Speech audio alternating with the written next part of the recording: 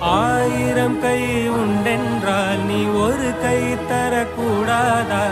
ஈராயிரம் கண் கொண்டாய் உன் ஒரு கண் எனை பாராதா? உன்னில் சரணடைந்தே